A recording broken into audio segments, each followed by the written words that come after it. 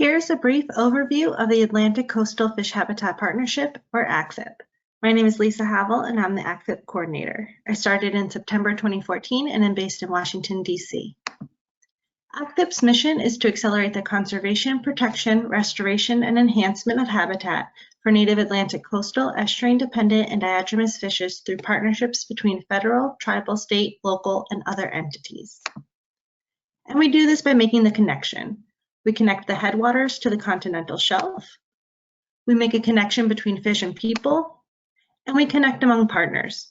We have a three-pronged approach to fish habitat conservation through science and data, outreach and communication, and on-the-ground restoration and protection. Akvip covers from Maine to the Florida Keys, from the headwaters to the continental shelf.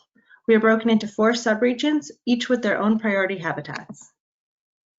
In our North Atlantic subregion, the priority habitats are submerged aquatic vegetation, marine and estuarine shellfish beds, and riverine bottom. In the Mid-Atlantic, the priority habitats are submerged aquatic vegetation, marine and estuarine shellfish beds, riverine bottom, and tidal vegetation. The habitats are the same for the South Atlantic, and in South Florida, the priority habitats are submerged aquatic vegetation, tidal vegetation, and coral and live hard bottom.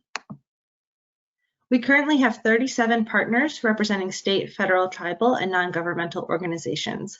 Our 2 newest partners are Ducks Unlimited and National Audubon Society, which we think really demonstrates the ecosystem approach that Akvip takes to conserving fish habitat. Some fun facts about the Akvip region. We have the most diadromous species on the planet. Our geography covers over 25% of the US population. We have 9 of the 10 most densely populated states. We have cold temperate to tropical Atlantic waters, 4 national marine sanctuaries, and 1 national monument. We have one of the most rapidly warming areas on the planet. The Gulf of Maine is warming 3 times faster than the global average.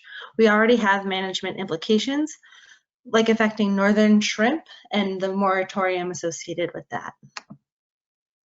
We also have the most urban estuary in the United States, as well as the largest city, New York City. This is a multi-billion-dollar port situated on one of the most diverse waterways on the eastern seaboard. It has 338 marine fish species, including more than 40 species of sharks. We also have the largest estuary in the world, the Chesapeake Bay. It gets half of its water from the ocean and the other half from its 64,000 square mile watershed covering parts of New York, Pennsylvania, West Virginia, Delaware, Maryland, DC, and Virginia. It produces more than 500 million pounds of seafood each year. Finally, we have the only US city bordered by 2 national parks, the largest cruise ship port in the world and the only barrier coral reef in the continental United States, all in and around Miami, Florida. As you can see, the Akvip region has a lot of people and human development in close proximity to a lot of special and unique fish habitats. Akvip has helped to restore a total of 5,585 acres of fish habitat, which includes over 5,500 acres of riverine habitat, 13 acres of tidal vegetation, 3 acres of shellfish beds, 10 acres of seagrass, and has opened up access to 205 miles of river. We leveraged $17 for every $1 spent on the ground since 2010. One example of a successful Akvip project is the Columbia Dam removal in Paulins Kill. This is in Knowlton Township, New Jersey, and was led by the Nature Conservancy. It opened 20 miles of river for shad, river herring, sea lamprey, American eel, and restored 32 acres of floodplain. It improves public safety, increases access for paddling and recreational angling, and is part of 3 passage projects on the river to open up a total of 45 miles. Public News Service reported on the project, which reached hundreds of thousands of listeners. Here's an image of the Columbia Dam before the removal, and here's what it looks like now. I also wanted to quickly highlight 2 recently completed science and data projects. First, a fish habitat conservation mapping project that spatially prioritized fish habitat protection and restoration sites through GIS mapping and analyses from Maine through the Florida Keys. Here are the diadromous and estuarine results for the Northeast. We have similar maps created for the Southeast as well.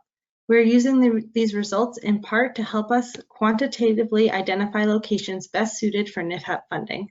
Links to the MAPS report, user guide, and how-to video can be found on our website. The second project I'd like to highlight is our Species Habitat Matrix. The Species Habitat Matrix is an evaluation of the importance of benthic habitat as a space for shelter, feeding, and breeding by coastal fishes and motile invertebrates in Akvip's 4 subregions. The analysis quantified the relationship between over 100 different species across 4 life stages and 26 different habitats. Results were peer-reviewed and published in the journal Bioscience in 2016, and our website hosts a user-friendly tool as well. These results have been used in a number of ways, including NOAA's Northeast Habitat Climate Vulnerability Assessment and the Atlantic States Marine Fisheries Commission's Fish Habitats of Concern designations. For more information, I encourage you to get in touch with me via phone or email and check out our website and Facebook page as well. Thank you for listening.